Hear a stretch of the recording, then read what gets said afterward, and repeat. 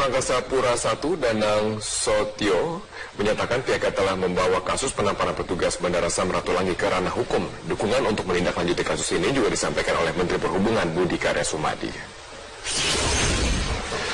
Melalui akun Twitter, Menteri Perhubungan Budi Karya Sumadi menyayangkan sikap arogan yang ditunjukkan oleh pelaku terhadap petugas Aviation Security Bandara Samratulangi. Ia juga meminta agar segera dilakukan upaya hukum.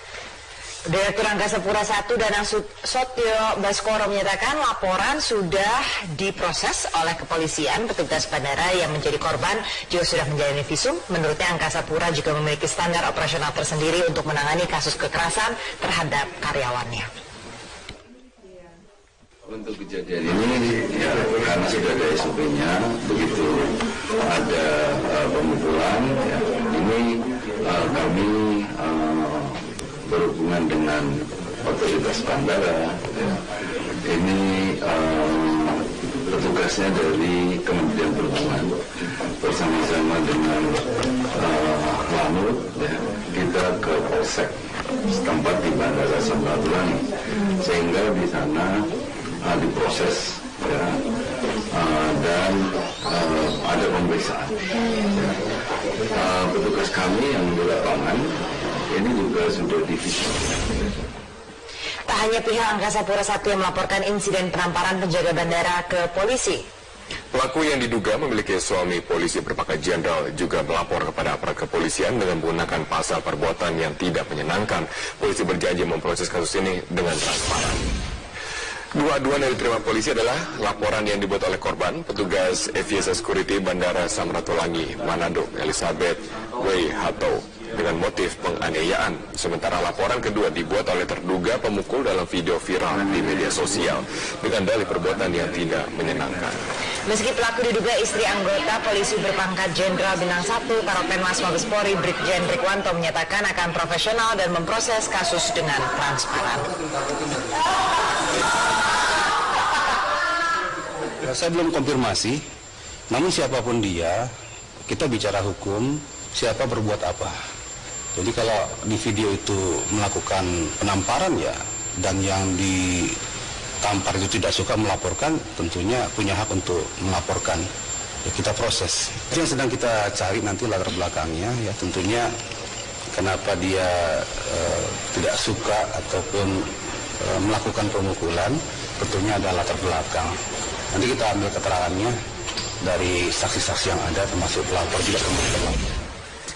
Sementara itu, Kepala Biro Humas Lembaga Ketahanan Nasional Brigjen Tendi Mindarto membenarkan jika suami pelaku penamparan petugas bandara di Samratulangi Manado yang viral di media sosial bertugas di Lemhanas sebagai Direktur Bidang Pendidikan. Namun Mindarto menganggap kasus tersebut bersifat pribadi dan kini sudah dalam pemeriksaan petugas terkait. Saya pikir memang untuk beliau ada dinas dan beliau saat ini sedang bertugas di Sumatera Barat. Jadi beliau saat ini tidak ada dinas, saya bertugas luar. Saya pikir itu kan personnya. Saya kira sebagai seorang pejabat, saya pikir itu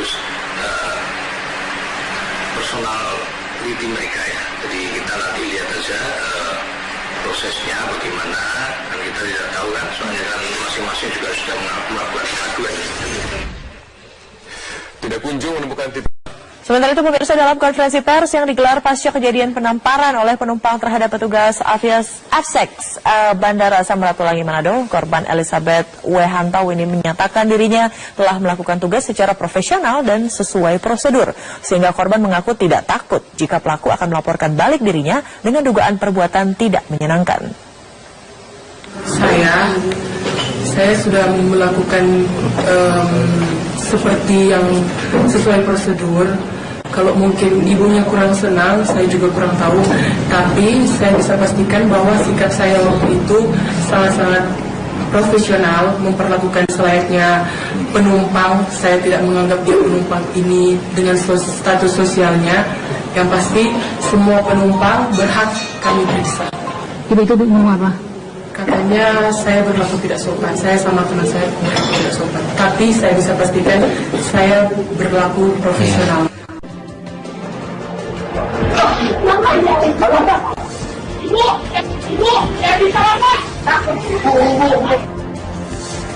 Kembali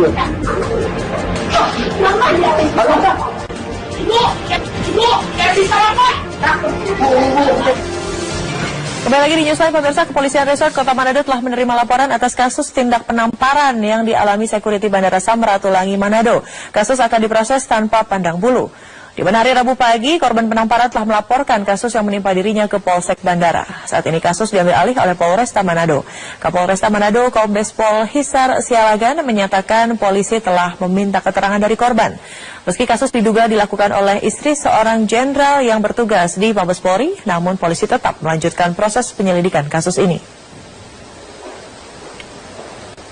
Dan kami telah menerima 2 laporan polisi dari petugas bandara, dari Aviation Security, AFSEC, dan kita sudah periksa juga korban dengan meminta keterangan dan dibuatkan BAP. Besok juga kita akan proses cepat untuk melengkapi alat-alat bukti dan profesional. Ya, kasus penamparan petugas tim Aviation Security atau AFSEC Bandara Samratulangi Manado, Sulawesi Utara oleh seorang calon penumpang menjadi viral di media sosial. Sang penumpang marah karena diminta melepas jam tangannya, pemirsa. Nah, seperti apakah sebenarnya tugas para penjaga keamanan bandara ini? Sudah hadir di studio Metro TV Newsline, sudah ada dari teman-teman. Ada teman dari Bu Elizabeth, atau saya sebutnya Mbak Elizabeth, petugas Aviation Security, bernama Ali Sanudi. Pak Ali. Iya, Pak Ali sudah hadir di sini. Pak, sebenarnya kita penasaran, SOP standar profesional yang dilakukan oleh seorang Aviation Security ini seperti apa sampai akhirnya terjadi insiden penamparan? Sebenarnya tugas pokok kami adalah memastikan barang-barang yang dilarang, khususnya untuk membahayakan penerbangan, untuk tidak terangkut. Jadi di dalam itu kita mempunyai upaya-upaya, yaitu memang melakukan pemeriksaan di SCP-1 maupun SCP-2. Jadi mungkin seperti yang terjadi di Manado ini adalah ketika penumpang kita dari pada saat SCP-1 itu sudah dilakukan ada namanya signboard atau arahan untuk penumpang melepas ikat pinggang, jam tangan, dan semua yang berunsur logam harus dilakukan pemeriksaan. Dan itu dipasang besar-besar, seluruh calon penumpang tentunya akan bisa melihat itu. Kemudian juga di samping itu kita juga ada announcement rekaman yang sudah kita pasang di situ. Cuma ke kasus yang di Manado ini ketika sudah melalui WTMD atau walkthrough, ketika penumpang masih dalam WTMD kita masih berbunyi, itu seharusnya memang harus dilakukan double back. Sensornya begitu ya? Iya, jadi bawaan detektor ini masih berbunyi, jadi penumpang harus kami lakukan untuk double back, artinya harus dilakukan pemeriksaan ulang. Dan dalam hal ini mungkin dilihat masih ada jam tangan, jadi kita tetap harus mengarahkan untuk dilakukan pemeriksaan, seperti itu. Oke, seperti kita ketahui semua bahwa jam tangan itu mungkin terlihat bahannya logam begitu.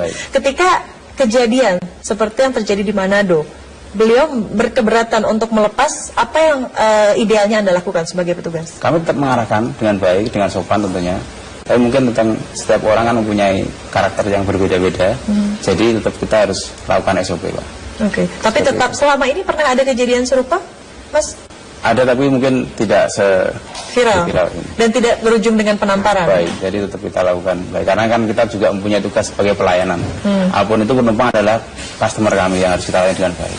Oke, tapi sepanjang, katakanlah gini, saya ingin tahu, satu hari Anda bekerja berapa jam? 8 jam. 8 jam. Dalam rentang waktu 8 jam dengan banyaknya penumpang, itu apakah insiden dalam tanda kutip keberatan atau mungkin ketidaktahuan dari para calon penumpang ini setiap kali terjadi atau hanya sekali-sekali? Hanya mungkin kecil itu kemungkinan, karena kan dari Kementerian Perhubungan terus kita juga berikan sosialisasi. Dan juga dibantu dengan media sosial yang saat ini kan sudah di-share aturan tentang penerbangan, tentunya masyarakat sudah semakin sadar. Baik. Jadi tantangannya lebih kecil. Melihat di lapangan seperti apa, Pak Doni, ingin di-share mungkin? Jadi sebenarnya usaha pencegahan kejadian-kejadian seperti ini sudah maksimal kita lakukan. Jadi petunjuk-petunjuk untuk melalui tempat pemeriksaan ini secara audio sudah kita siapkan, secara video sudah kita siapkan, kemudian secara... Dan itu di titik-titik yang memang para calon penumpang ini sudah akan melihat? Itu sudah kita tentukan, ya, terlihat, kemudian terdengar dan lain sebagainya, itu sudah kita tetapkan di seluruh tempat pemeriksaan. Tapi kan memang banyak, ada persentase sedikit penumpang yang masih tidak mengindahkan. Nah, kalau masih tidak mengindahkan ini, maka kewajiban petugas lapangan mengingatkan kembali agar mengikuti aturan yang sudah ditetapkan oleh regulator. Dan tadi terbukti bahwa tidak mengikuti aturan, maka prosedur yang dijalankan pun memang harus diarahkan. Kata-kata yang tadi ditegaskan adalah mengarahkan. Ketika mengarahkan, lalu akhirnya berujung dengan penamparan, apalagi sudah ada kekerasan verbal sebelumnya, Pak Danang, ada konsekuensi hukum tentunya yang akan dijalani? Sebelum saya menjawab itu, Mbak Widya, saya kira saya sebagai dirut dan bertanggung jawab terhadap pengelolaan 13 bandara, termasuk di tempat kejadian di Manado, saya minta maaf ya, karena seharusnya kita ini pada saat ini kan habis berlebaran ya, semua arus balik sudah kita laksanakan, semua berjalan seperti yang kita harapkan, dan tentunya kami merasa senang karena tidak ada kejadian berarti pada puncak arus mudik yang mesti dilakukan oleh kawan-kawan di lapangan untuk melayani saudara-saudara kita yang kan ribuan mudik ke kampung halamannya. Dan balik, jadi sekali lagi kami mohon maaf, seharusnya ini memang tidak terjadi, tapi apapun alasannya, barangkali kami sebagai manajemen juga introspeksi ya, kami akan meningkatkan kualitas pelayanan ya, maupun hospitality dari rekan-rekan kami yang di lapangan. Kalau kita melihat fakta yang ada di dalam viral ya, kita ketahui bersama bahwa sebenarnya ada ekstra effort yang dilakukan oleh anak yang bersangkutan. Malah si anak kecil ini kan tidak berbohong. Betul. Dan tidak bisa dikontrol. Itu dikonfirmasi bahwa yang menahan yang menampar itu adalah anak dari si ibu itu ya? Si ibu dari anak yang menahan itu. Jadi mungkin barangkali tadi kalau kita lihat dari fakta bahwa ada ketidakstabilan ya dari yang bersangkutan ya, terhadap apa yang dilakukan oleh petugas kami di lapangan ya. Kalau Mbak Widya tahu ya, saya aja lupa Mbak, sebenarnya pemeriksaan di bandara sejak kita naik pesawat awal dulu waktu kita masih kecil ya, itu kan semuanya memang harus diperiksa. Betul. Jadi ini bukan hal yang baru. Sekali lagi atas nama keamanan. Iya, bukan, artinya kalau melalui jasa penerbangan atau angkutan udara, itu di bandara pasti diperiksa. Ya.